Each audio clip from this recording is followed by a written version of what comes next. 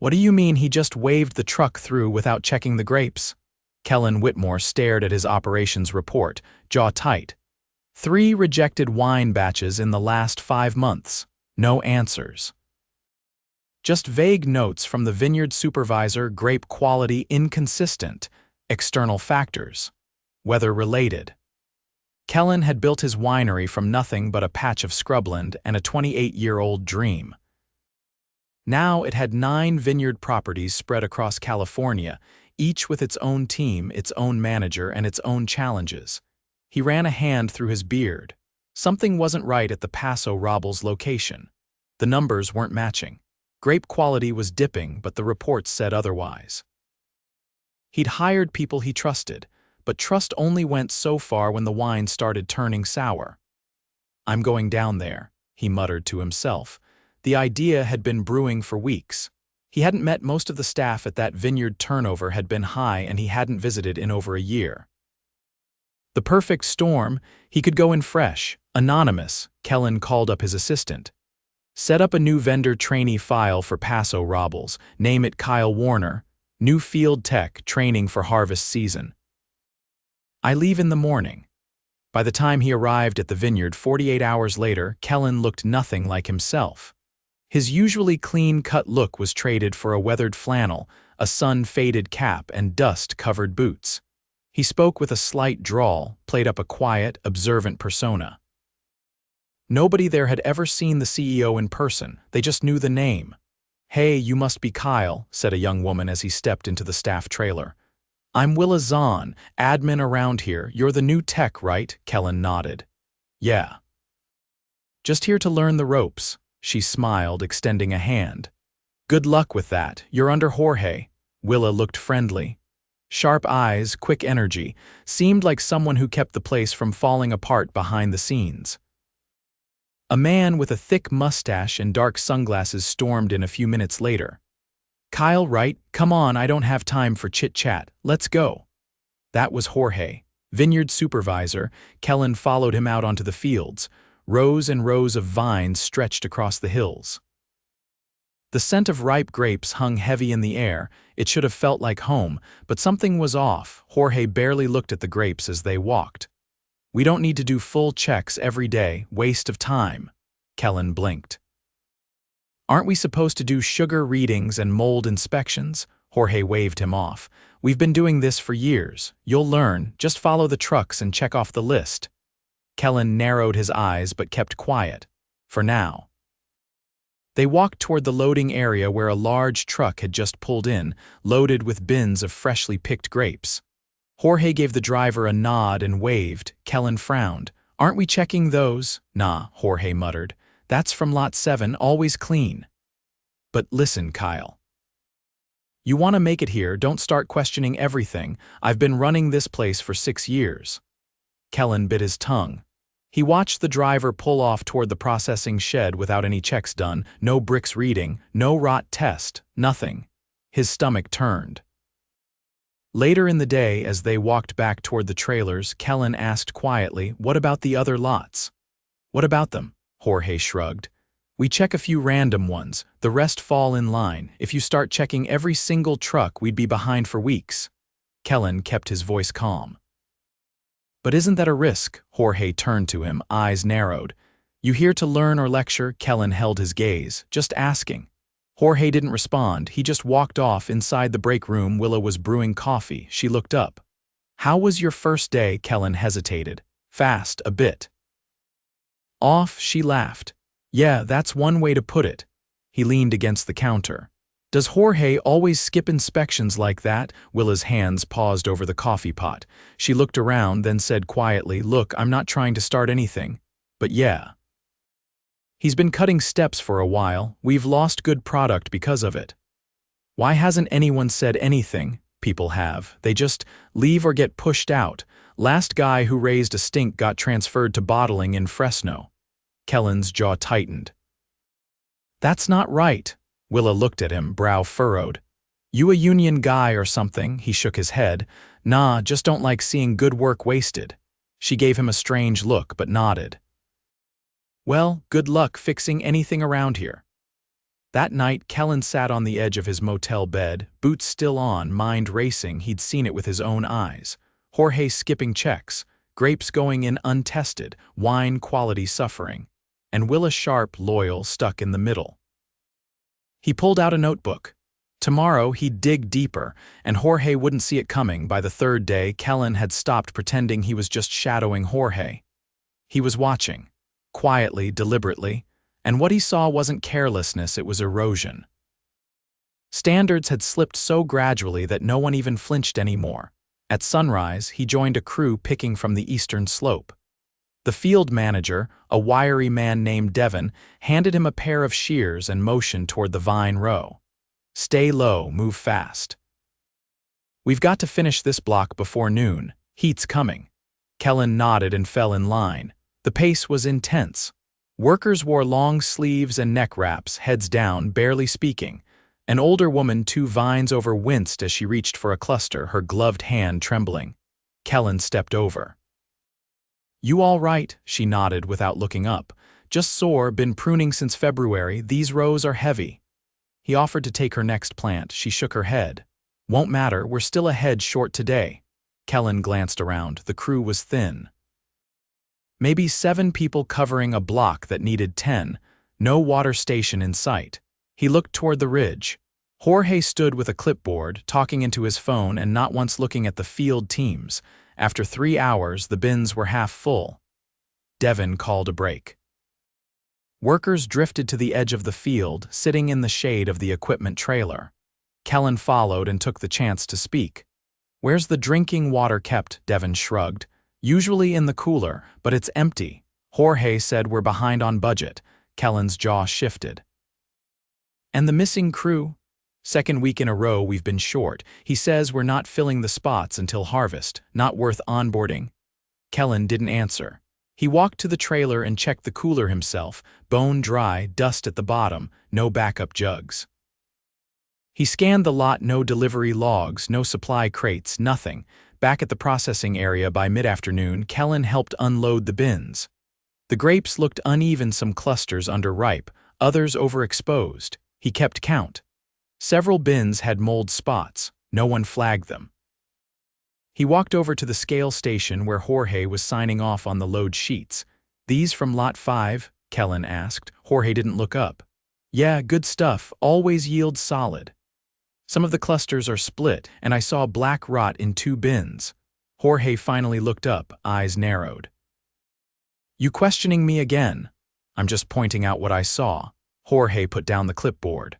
"Let me give you some advice, trainee. You're not paid to think. You're here to load bins and keep quiet." Willa appeared at the edge of the lot, holding a stack of documents. "Jorge, you never signed last week's delivery logs. I need them for the compliance report." He waved her off. "I'll get to it. You said that Monday."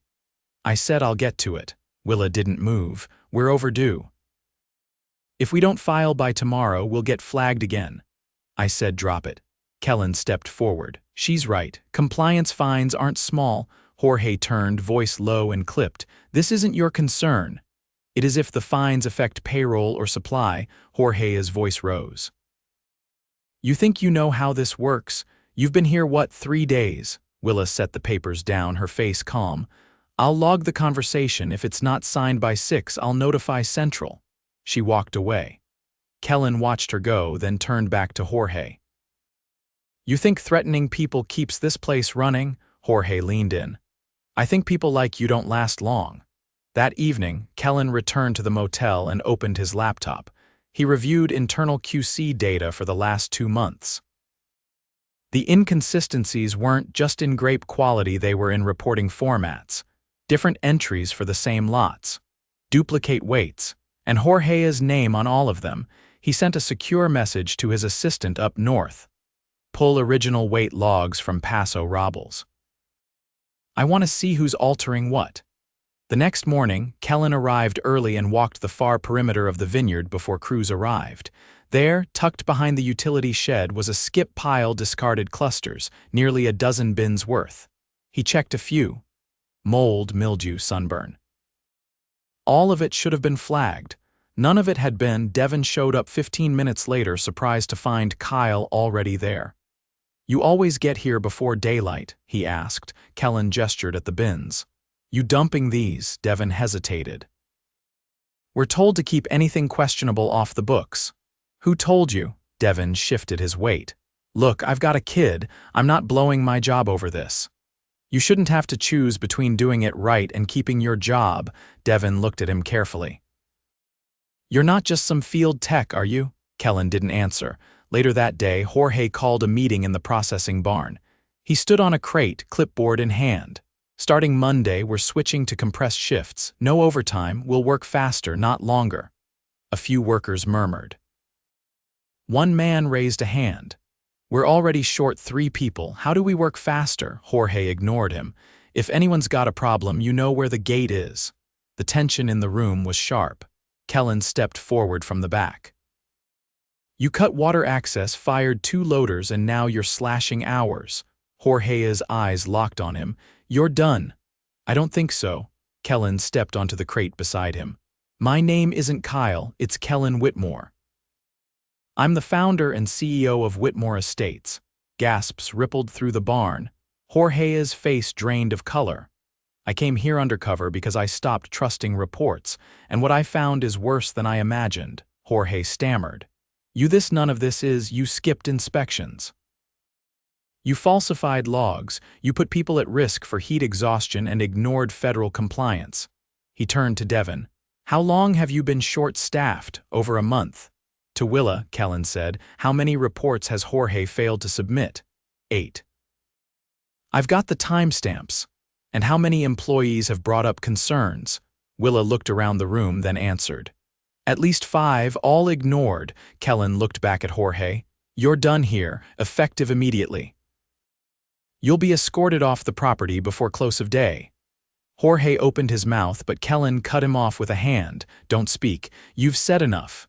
He turned to the crew. You've all been working under pressure that no one should tolerate. That ends now. I'm staying on site this week to oversee changes personally, starting with hiring, safety, and compliance. The room went silent. Then Willa stepped forward. You're really staying, as long as it takes. No one clapped, no one cheered. But every face in that barn had shifted, alert, cautious, and just slightly hopeful. Kellan stepped down from the crate and walked out into the sun. He didn't need applause, he needed trust. And rebuilding that would start one vine at a time. Kellan stepped into the main office just after dawn.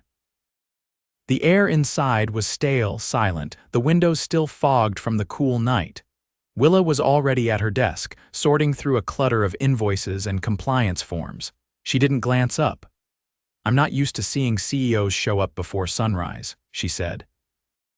You'll have to get used to it, Kellan replied, setting a binder on the corner of her desk. Updated field logs start today. I'm writing them myself until we get someone qualified in Jorge's place. Willa finally looked up.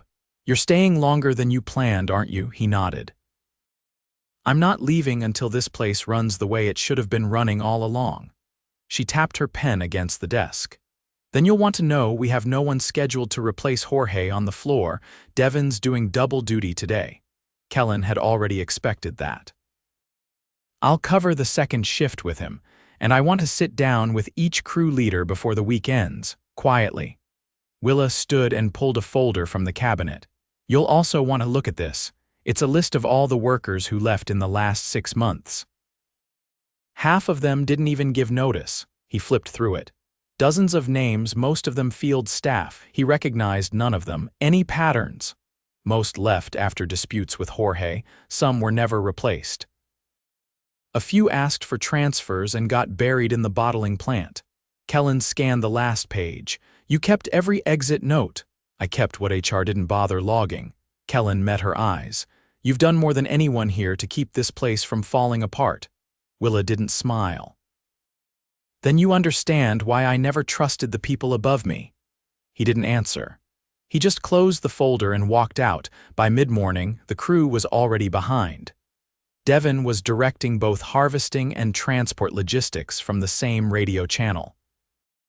Kellan grabbed a clipboard and joined him on the ridge. You're stretched too thin, Kellan said. No kidding, Devin replied, eyes scanning the field. Loaders are late, bins are short, and the truck's not due till afternoon. We're already backed up on the press schedule. Where's the relief crew? There is no relief crew. Jorge never requested one. He kept saying we didn't need it. Kellan motioned toward the lower rows. I'll take the southeast block. You stay on coordination. Devin hesitated. You're not going to get much done alone. I'm not that alone. He walked down past the trellis line and joined the pickers. Some of them glanced at him, surprised, but no one questioned it. He grabbed shears and started working. The sun climbed quickly. Dust clung to his neck. His hands stung from the acid in the grape skins. He kept pace, row by row, until he heard someone behind him. You swing those clippers like you've done this before. A soft voice. He turned to see the older woman from the first day, the one who'd worked through the soreness without complaint. Learned a long time ago, he said. She studied him. You're the one who took Jorge out. I am. She looked back at her row. He used to call me Old Vine when I fell behind, not to my face, just loud enough for the others to hear. Kellan paused. Why didn't you report it? She gave a short laugh. To who? The man who signs my hours, he nodded slowly. That changes now. She didn't respond, just kept clipping. An hour later, Kellan returned to the shed where the loader had finally arrived. The driver was pacing, irritated. This bin's overloaded, he said, pointing at one of the pallets. It's going to burst if I lift it. Kellan inspected it. The bottom was sagging, grape juice already pooling at the edge. Who packed it? New guy. Young, skinny. Said Jorge told him to fill every bin to the top, no matter what. Where is he now? The driver shrugged. Said he quit this morning. Walked off before we even started. Kellan exhaled hard. We're pulling every bin over 3/4 and redistributing. I don't care how long it takes. The driver raised his eyebrows. You serious? You want to spill in the middle of the crush pad? The driver gestured to the crew. Then you'll need 3 more hands. Kellan turned back toward the field. We'll find them. By lunch, Willa had called in 2 part-timers from the nearby bottling plant. One was a college student on break, the other a seasonal worker who'd been laid off early from another site. As they arrived, Kellan met them personally. You're here to help get this place back on its feet, he said. Stay hydrated. If anyone tells you to cut corners, come straight to me. The student, a lanky kid named Ali, looked nervous. Is it true someone got fired for skipping inspections? It's true, Kellan said. And if someone asks you to do that again, it won't be your job on the line. They nodded and got to work. Inside the admin office, Willa flagged him down later that afternoon. We've got a problem, she said. One of the vendors is asking questions. Kellan leaned on the doorframe. Which vendor? Hawk Ridge Distributors. They want to know why our last shipment was delayed. They've had 2 rejected pallets and they're hinting at pulling the next contract. Did they say what was wrong with the pallets? Color inconsistencies. One batch had trace mildew. Kellan rubbed his forehead. That had to come from lot 3. Jorge pushed it through early last week. They're asking for a direct call. I'll take it, he said. Send me the contact. Before she could reply, a voice snapped from the hallway. You got a minute? Kellan turned. A tall man in a weathered vest stood in the doorway. It was Lewis, one of the longtime forklift operators. His face was tight. We got a problem with one of the evening crew, Lewis said. Guy named Trent, he's been riding the newer workers hard. Keeps calling Ali college boy and making him redo loads that were already approved. Is the work faulty? No, just slow, but he's doing it in front of everyone.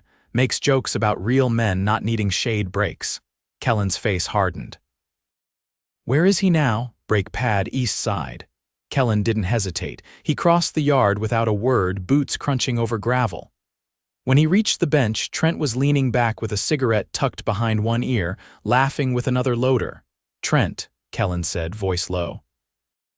The man looked up, grinned. Hey, boss man, you've been harassing one of your teammates. Trent rolled his eyes. Come on, just giving the kid a little push. You mocked him in front of others. You questioned his manhood. You deliberately made him redo approved work.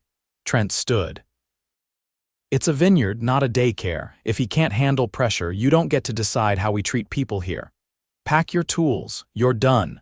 Trent's face twisted. You're firing me for telling some kid to move faster, for disrespecting a teammate, for creating a hostile environment, and for ignoring direct instructions about safety. You're out. Trent muttered something under his breath, but Kellan didn't flinch. He waited until the man walked off. When he returned to the loading station, Ellie was still working, head down. Kellan stepped beside him. You're doing fine work. Don't let anyone tell you otherwise. Ellie didn't look up. Thanks. Kellan nodded and moved on. As the sun dipped west, the yard finally slowed. Bins were stacked, trucks loaded, logs signed. Kellan sat on the back tailgate of a flatbed, dirt streaked across his sleeves. Willa approached, holding a clipboard. We're still short 2 hands for tomorrow, and Devin's not going to last another split shift. I'll drive to the Fresno site tonight, bring back 2 temps myself if I have to. You can't be everywhere, Kellan. No. But I can be here long enough for the right people to step up. She paused. You think we can turn it around? He looked at the vineyard stretching into the dusk, vines catching the last light. We already are. It was just after 6 the next morning when Kellan pulled his truck up to the Paso Robles vineyard gates again, the same steel arch he'd passed under 2 weeks earlier when he arrived as Kyle Warner. This time, it was different. He wasn't here to investigate, he was here to rebuild. He parked, stepped out, and walked the lot slowly.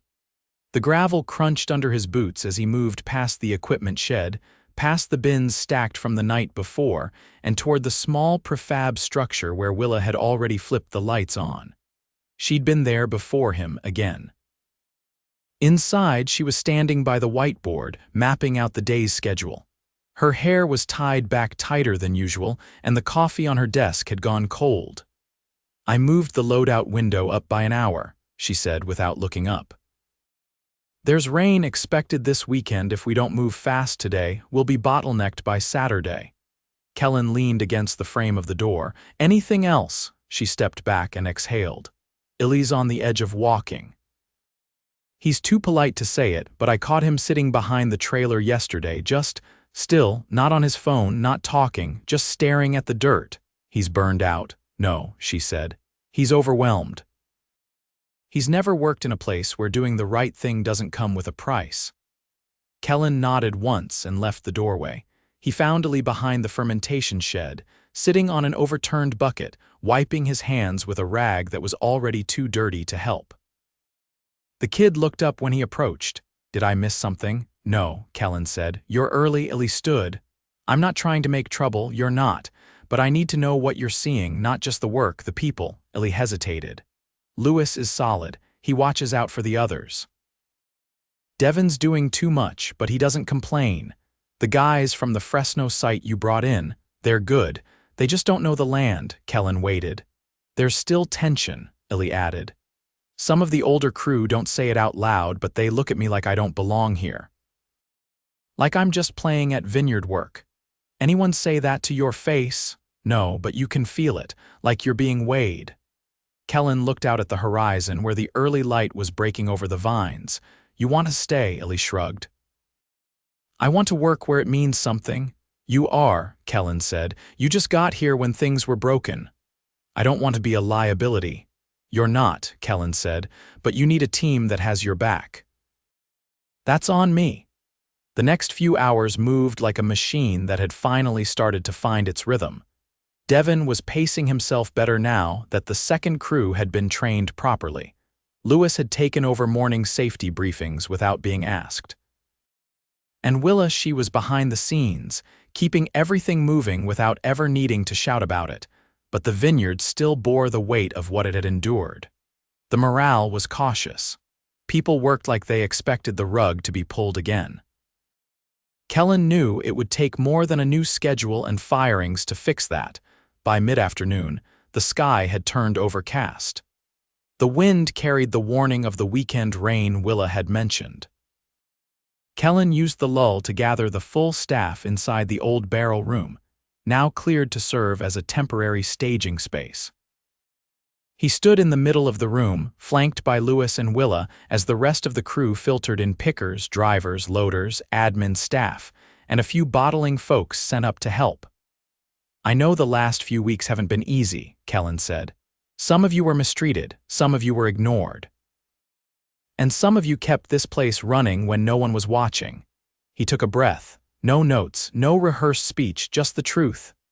When I came here, I was looking for answers. I found people doing good work under bad leadership. That changes now. Not just in words and structure. He pointed to the wall where a new chart had been pinned. It wasn't just a schedule, it was a new reporting system, clear responsibilities, anonymous reporting options, rotating safety leads, and for the first time, scheduled crew input sessions every other week. We're not just patching holes, he said. We're redesigning the foundation. He stepped aside as Willa came forward with a clipboard. Effective immediately, she said. We're opening 3 new positions: Field Support Coordinator, Assistant Compliance Lead, and Crew Logistics Manager.